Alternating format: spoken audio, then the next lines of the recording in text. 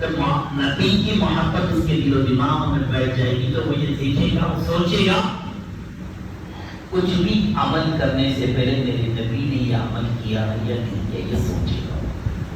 سب سے پہلے فرماتے ہیں اپنی اولاد کو 3 چیزیں، 3 عادتیں سکھاؤ، 3 محبتیں سکھاؤ۔ ہم کیا سکھاتے ہیں؟ ہم دنیا کی چیزیں سکھاتے ہیں دوستوں، ہم کو چاہیے دین کی باتیں سکھائیں اپنی اولاد کو۔ سرکار نے فرمایا کہ اپنی اولاد کو سب سے پہلے اپنی نبی کی محبت سکھاؤ، پھر فرماتے کہ اہل بیت اطہار کی محبت، اہل بیت یعنی سرکار کے گھرانے کی محبت سکھاؤ۔ سرکار کے گھرانے کی محبت کرنا لازم ہے۔ یہاں تک فرمایا گیا، سرکار فرماتے ہیں کہ اگر کوئی میرے اہل بیت پر درود نہیں پڑھتا نماز میں، سرکار فرماتے اس کی نماز ہوتی نہیں۔ پھر ہم کو پتہ ہی نہیں اہل بیت کون ہے، ہم چاہتے نہیں اہل بیت اطہار کو۔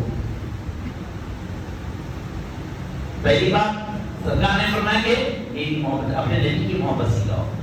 پھر سرکار فرماتے ہیں اہل بیت میرے گھرانے کے لوگوں کی محبت سکھاؤ اور محبت ڈالو ان کے دلوں میں۔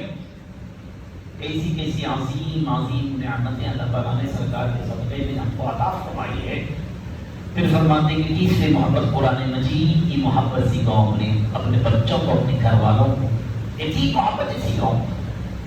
جس کسی کے دل کے اندر یہ 3 محبتیں بیٹھ گئی، اس کی گٹی میں ہم گھوٹ کے پلا دیے، پھر وہ شخص ہرگز نہ دنیا میں ناکام ہو سکتا ہے، نہ آخرت میں ناکام ہو سکتا ہے۔ کیوں؟ کیونکہ اس کا نظریہ یہ بن جاتا، اس فکر یہ بن جاتی ہے کہ جو کچھ بھی وہ عمل کرے گا سب سے پہلے یہ دیکھا کہ اللہ رسول نے کیا کہا ہے، اس بارے میں قرآن کیا کہہ رہا ہے، اس بارے میں اہل بیت کیا کہہ رہے ہیں، اس بارے میں سرکار کیا فرما رہے ہیں۔ یہ سوچے گا، کب سوچے گا؟ جب اس کے دل میں ڈالا جائے گا کہ سب سے پہلے محبت رسول اللہ کی محبت ہے، پھر اہل بیت رسول اللہ کے گھرانے کی محبت ہے۔ ہم کو ان کے نام پر ان کے اوپر اپنے آپ کو قربان کر دینے کا ہے، کر دینا ہے، فرمایا گیا۔ پھر قرآن مجید کی محبت، جب ہم کو ان سے محبت ہو گئی تو ہم یہ دیکھیں گے اہل بیت زندگی کیسے گزارا کرتے تھے، سرکار زندگی کیسے گزارا کرتے تھے۔ سرکار دن میں غلط کام نہیں کرتے تھے، سرکار دھوکہ نہیں دیتے تھے، سرکار کاروبار کرے کاروبار میں خبر نہیں کرتے تھے، لپا لپی نہیں کرتے تھے۔ سرکار کے کاروبار کو دیکھ کر بی بی خدیجہ الکبریٰ نے آپ کی طرف اپنا نکاح نامہ بھیجا ہے، سرکار کی ایمانداری کو دیکھ کر۔ جب محبت آ جائے گی، ہم کو سرکار کی محبت آئے گی، اہل بیت کی محبت آئے گی، قرآن مجید کی محبت آئے گی، تو اب یہ سوچیں گے، ہر مرحلے میں یہ سوچیں گے ہم کہ اس بارے میں میرا محبوب کیا عمل کیا کرتا تھا، اس بارے میں میرا خدا کیا حکم فرمایا ہے، اس بارے میں سرکار کا گھرانہ کیا عمل کیا کرتا تھا۔ یہ نظر جب پیدا ہوگی جب محبت ہوگی، اس لیے شروع سے گٹی میں ڈالنے کا حکم دیا گیا ہے۔ سرکار کی محبت، سرکار راتوں میں نمازیں اٹھ کر رویا کرتے تھے، نمازیں پڑھا کرتے تھے۔ کبھی کبھی ہم بھی اٹھ جائیں راتوں میں کبھی دعوت میں تو رات بھر دعوت میں رہ جاتے ہیں، صبح فجر کے ساتھ غائب ہو جاتے ہیں، فجر بھی گئے، سو گئے۔ کبھی کبھی ہم یہ بھی سوچیں کیونکہ ہم کو محبت ہے اگر سرکار سے، تو سرکار رات بھر اٹھ کے کیسی عبادت کرتے تھے ہوں گے، ایسے ٹھہرتے تھے ہوں گے کہ سرکار کے قدم مبارکہ میں بڑا نہ جایا کرتا تھا۔ یہ فکر کب پیدا ہوگی؟ جب محبت ہوگی تو فکر ہوگی۔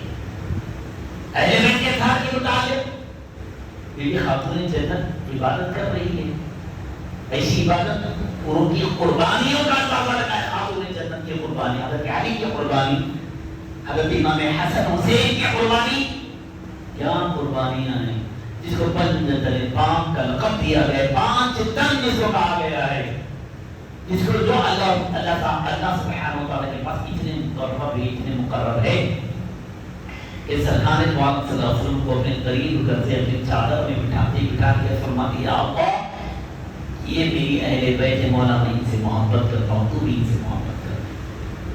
پھر فرمایا مولا تو ان سے بھی محبت کر، جو ان سے محبت کرتے ہیں، تو ہم کو چاہیے اگر اللہ رسول ہم سے محبت کرے تو ہم کو چاہیے کہ اہل بیت اطہار سے ہم محبت کریں۔ سرکار دو عالم صلی اللہ علیہ وسلم حدیث مبارکہ میں بیان فرماتے ہیں کہ جو عبد المطلب کی اولاد کی جس نے مدد فرمائی، سرکار کی حدیث میں سرکار فرماتے ہیں عبد المطلب کی اولاد کی جس نے بدل فرمائی کہ اگر اللہ تعالیٰ نے اسے دنیا میں اس کا بدلہ نہیں دیا تو کل محمد رسول اللہ اس کا ضامن ہوگا قیامت میں عطا کریں گے۔ یعنی ایک طریقے سے ہم کو اہل بیت اطہار کی مدد کی محبت کی تلقین دی جا رہی ہے، ہمیں ان سے محبت کرنا ہے، ایمان کی نشانی قرار دیا گیا ہے۔ بلکہ یہاں تک فرمایا گیا کہ تم صحابہ نے سوال کیا یا رسول اللہ ہم اہل بیت پر کیسے درود بھیجیں؟ نماز نہیں ہوتی بولے سرکار، اہل بیت پر جب تک کہ مجھے پر میرے اہل بیت پر درود نہ بھیجو نماز نہیں ہوتی۔ بعض بدعقیدہ لوگ بولتے ہیں درود کیا پڑھ لو لائٹ لے لو چلو چل جانا، ہرگز نہیں چلتا، وہاں اٹک جاتے، وہاں فرشتوں کے پاس اٹک جاتے، اللہ رسول کے پاس اٹک جاتے۔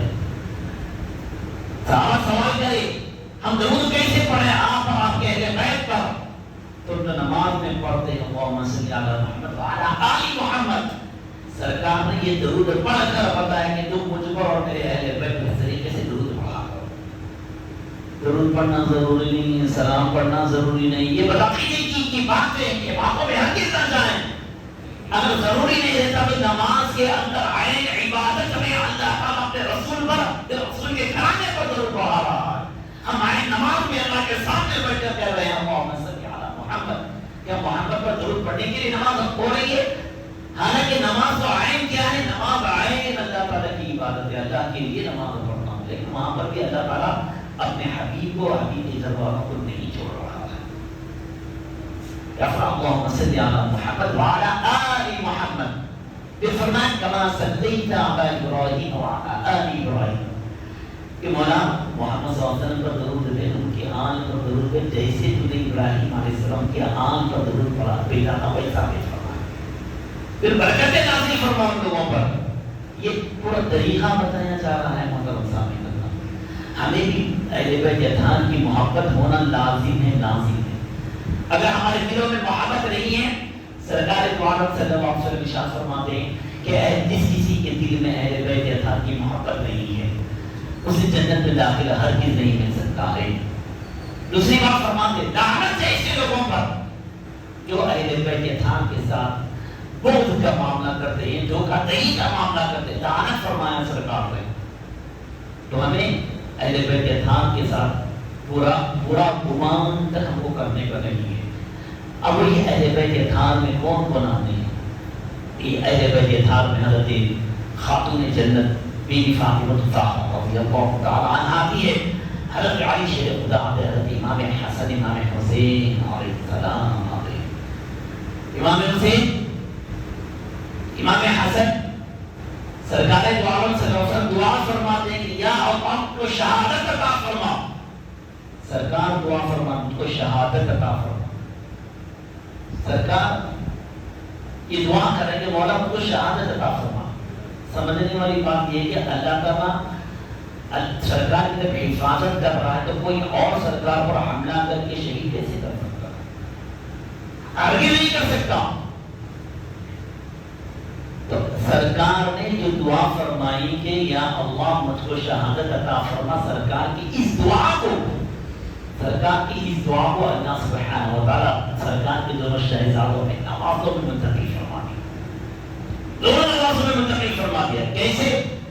فرمایا گیا کہ امام حسن جو بڑے بھائی ہیں وہ بھی شہید ہوئے ہیں، کس طریقے سے؟ ان کو زہر دے کے شہید کر دیا گیا۔ دوسرے بیٹے دوسرے نواسے امام حسین علیہ السلام کو بھی شہید کر دیا گیا، کس طریقے سے؟ ان کو ظاہری شہادت عطا فرمائی گئی، ان کو باطنی شہادت عطا فرمائی گئی۔ گویا کہ سرکار دعا فرما رہے تھے دونوں نواسوں کے ذریعے سے اللہ تعالیٰ نے ہم کی دعا کو قبولیت کا مقام مرتبہ عطا فرمایا ہے۔ فرمایا گیا سیدنا امام حسین علیہ السلام کے بارے میں سرکار نے کیا فرمایا؟ حسین منی و انا من حسین، حسین مجھ سے اور میں حسین سے ہوں۔ حالانکہ سرکار کے 3 بیٹے ہیں، 4 بیٹیاں ہیں، 3 بیٹے ہیں سرکار کے، تینوں بیٹوں کا انتقال دنیا میں ہی بچپنے میں انتقال ہو گیا سرکار کے۔ سرکار کی اولاد آگے کس طریقے سے بڑھے گی؟ فرمایا گیا اسی لیے سرکار نے فرمایا کہ حسین منی و انا من حسین، کہ میری اولاد حسن حسین سے، میری بیٹی فاطمہ کے ذریعے سے صبح قیامت تک اللہ سبحانہ و تعالیٰ کی اولاد کو باقی رکھے گا، نسل کو باقی رکھے گا۔ یہی نسل میں، یہی سیدوں گھرانے میں سیدنا امام مہدی علیہ السلام آخر میں تشریف لائیں گے۔ پتہ یہ چلا کہ صبح قیامت تک اللہ سبحانہ و تعالیٰ سرکار کی نسل کو باقی رکھے گا۔ تو ہمیں کیا کرنا ہے؟ ہمیں اہل بیت ہاں سے محبت کرنا ہے، ان کی اتباع کرنا ہے، قرآن سے محبت کرنا ہے، اتباع کرنا ہے۔ آخر میں اللہ سبحانہ و تعالیٰ سے دعائیں کہ تمام کو بے نصیب سے عام کریں۔